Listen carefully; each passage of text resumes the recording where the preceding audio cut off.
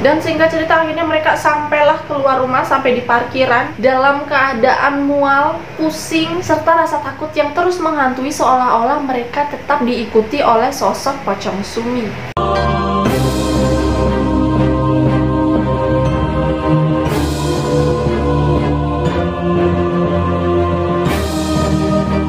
Hai, welcome back to my YouTube channel, dan thank you buat kalian yang sudah klik video ini. Udah bisa kita tebak kalau bangunan tua yang berusia ratusan tahun, apalagi pernah menjadi saksi bisu atas berbagai kejadian mengerikan seperti pembantaian, penjajahan, pembunuhan, dan lain sebagainya, pasti akan memiliki aura magis yang kuat, apalagi kalau sampai bangunan ini dikosongkan. Salah satunya seperti bangunan yang akan aku bahas kali ini, yang mana bangunan ini justru populer karena keangkerannya, serta kisah memilukan di baliknya, yaitu sering disebut dengan rumah pocong Sumi. Oke, bagi kalian pecinta horor, bagi kalian yang suka uji nyali, pasti udah gak asing lagi dengan tempat yang satu ini, karena tempat ini emang eksis banget gitu di kalangan para pecinta horor. Jangankan para pecinta horor, orang yang numpang lewat aja udah bisa ngerasain gimana seremnya rumah yang satu ini. Dan sekarang aku akan menceritakan beberapa kisah yang melatar belakangi seramnya rumah ini, dan juga kesaksian orang-orang yang konon pernah masuk ataupun sekedar lewat dan bertemu dengan sosok penunggu dari rumah pocong Sumi.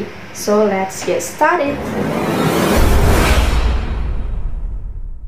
Nah, jadi rumah ini sudah berdiri sejak tahun 1860 yang berlokasi di kawasan Kota Gede Bantul, Daerah Istimewa Yogyakarta. Oke, 1860 itu udah lama banget kan ya? Ratusan tahun. Oke, berarti udah ratusan tahun. Dan rumah angker yang satu ini mendapat julukan sebagai rumah pocong Sumi karena konon sosok penghuni yang sering dilihat warga, yaitu sesosok pocong bernama Sumi yang sering banget muncul nih sekitar jam 8 malam saat keadaan jalanan sedang sepi. Dan selain pocong, sebenarnya juga ada banyak penghuni lagi, tapi ya emang nggak sepopuler pocong Sumi ini, yaitu ada sosok Mbak Kunti, ada Om Genderuwo, ada sosok ular dengan mustika di kepalanya, ada sosok noni-noni Belanda, dan ada juga yang pernah melihat sosok pesinden. Dan aku akan jelasin dari cerita yang paling terkenal dulu, dimana pada tahun 1935 rumah ini dihuni oleh sepasang pengusaha batik, dan setelah itu usahanya ini diwariskan kepada anaknya yang bernama Sumini. Dan terus singkat cerita, Sumini ini juga punya seorang suami yang merupakan pengusaha batik juga yang tinggal di rumah ini, dimana kehidupan mereka ini sebenarnya tentram, aman, damai gitu kan ya, nggak ada masalah apa-apa, dua-duanya juga bahagia banget gitu kan. Sampai akhirnya suaminya Sumini ini harus pergi untuk urusan bisnis, dan sebelum pergi suaminya ini udah berpesan sama Sumini,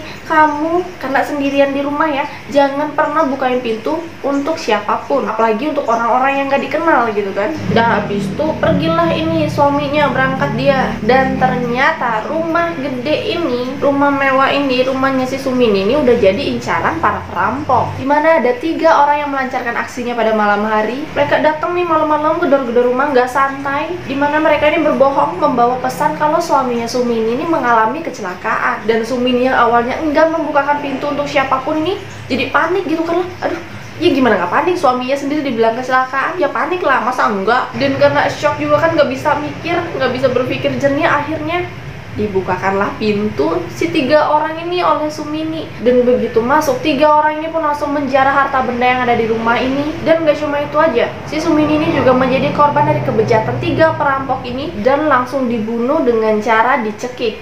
Dan setelah kejadian ini, suaminya udah datang kan, karena mendengar kabar ini suaminya datang, udah prosesi pemakaman apalah udah selesai semua. Tapi si suaminya ini ternyata enggan untuk tinggal di rumah itu lagi. Akhirnya dia pergi dan rumah ini ditinggalkan terbengkalai. Ya siapa juga yang berani tinggal di sana gitu kan, pasti udah nggak nyaman kan auranya tinggal di rumah bekas pembunuhan. Dan orang-orang juga percaya kalau rumah ini dihuni oleh arwah Sumini dengan perwujudan sosok pocong. Ya walaupun makhluk halus gitu kan ya, serem, tapi orang-orang percaya kalau sebenarnya pocong Sumini ini nggak berniat jahat gitu, kecuali ya kalau kalian duluan yang mengusik ketenangannya. Selain dari kisah Sumini, ternyata ada kisah lain juga yang beredar nih yang cukup terkenal, dimana konon dulu sebelum rumah ini dihuni oleh keluarga Sumini, rumah ini dihuni oleh sepasang pedagang berlian asal Belanda, dimana karena kesalahpahaman suaminya ini katanya tega nih membunuh istrinya dengan sangat keji. dan lagi dalam keadaan hamil. Bayangkan pembunuhan lagi, oke, di rumah ini. Ya pantas saja kalau ada orang yang lihat sosok noni-noni Belanda. Ternyata ada orang Belanda yang dibunuh juga di rumah ini. Makanya ada satu kamar di rumah ini yang katanya selalu terkunci, nggak ada yang boleh buka, nggak ada yang berani buka, karena mungkin ya kejadian pembunuhan istri Belanda ini ya terjadi di dalam kamar ini. Next juga ada cerita mengenai kuburan di halaman depan rumah. Banyak banget ceritanya, serem-serem pula. Ya jelas lah jadi rumah angker. Dengar cerita dua tadi yang pembunuhan-pembunuhannya udah ngeri lah, ini kuburan di halaman depan. Apa kagak makin ngeri?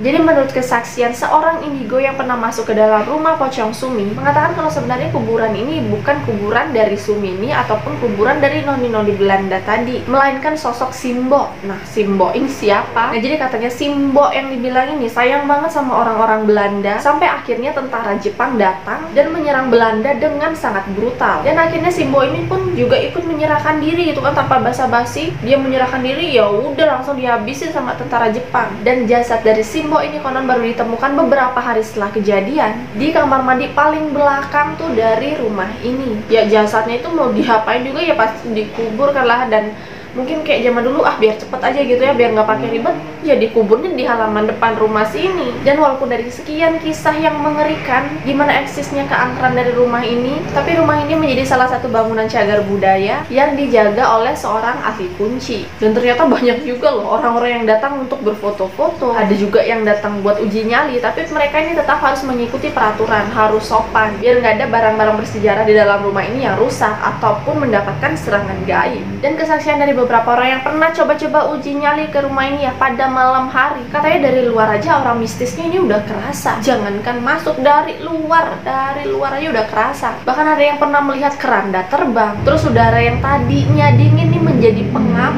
sampai sebagian orang tuh kayak nyerah gitu. Aku nunggu di parkiran aja ya di luar, kalau ada yang mau masuk silakan masuk aja, gua nunggu di sini ya, kayak gitu kan.